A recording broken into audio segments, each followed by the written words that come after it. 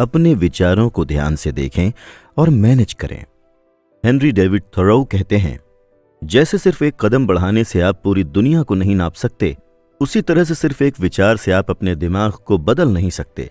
जैसे physical path में आगे बढ़ने के लिए हमें लगातार कोशिश करनी पड़ती है, वैसे ही मेंटल पाथ में आगे बढ़ने के लिए हमें अपने विचारों पर काम करना पड़ता है। अगर आप ये सोचते हैं कि आप सफल हैं या फिर आप ये सोचते हैं कि आप असफल हैं, दोनों ही परिस्थितियों में आप बिल्कुल सही हैं।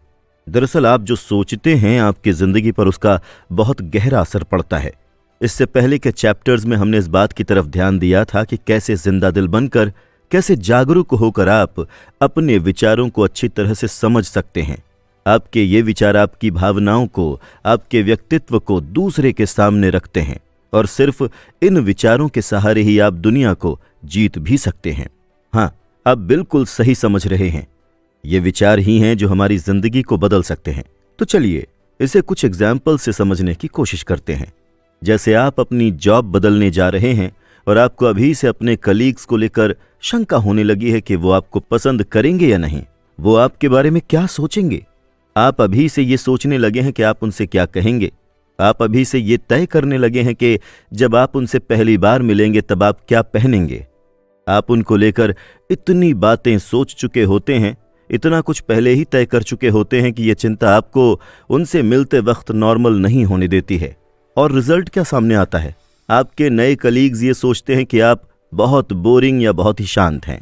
अगर देखा जाए तो आपके विचार आपकी रियलिटी को डिफाइन करते हैं। आपके ये विचार किसी ड्राइवर की तरह काम करते हैं जो आपको एक नए रास्ते की तरफ ले जा सकते हैं। आपका ये जो दिमाग है ये बहुत ही पावरफुल है और ये एक ही समय में अलग अलग तरह से सोच सकता है। सोच कर देखिए कि आप अभी बहुत खुश हैं या दुखी हैं या बहुत ही आत्मविश्वास से भरे हुए हैं और आप महसूस करेंगे कि आप ठीक वैसे ही बन जाते हैं। ध्यान देकर पॉजिटिव सोचें।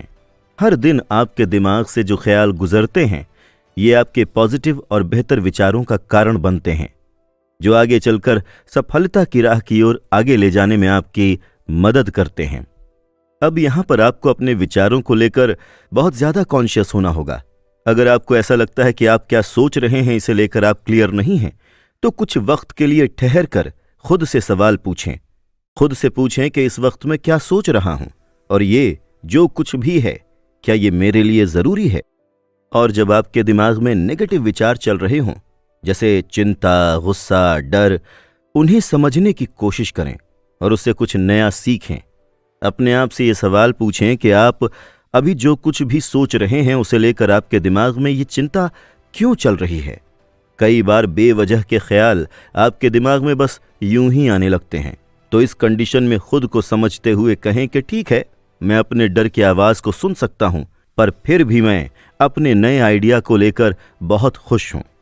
और जब आप इस तरह से अपने नेगेटिव विचारों से ऊपर उठने लगें, यहां पर बहुत ज्यादा जरूरी हो जाता है कि आप अपने लिए पॉजिटिव विचार की शुरुआत करें।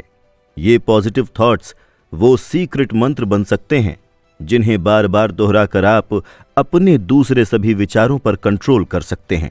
जैसे आप जब अपने किसी बॉस, टीचर या फिर फ्यूचर इन लॉज से बात करने जा रहे हों, तो ये सोचें कि आप उनसे कैसे बात करना चाहते हैं। आपके बीच किस तरह से बातचीत आगे बढ़नी चाहिए ताकि आप वो हासिल कर सकें जो आप हासिल करना चाहते हैं।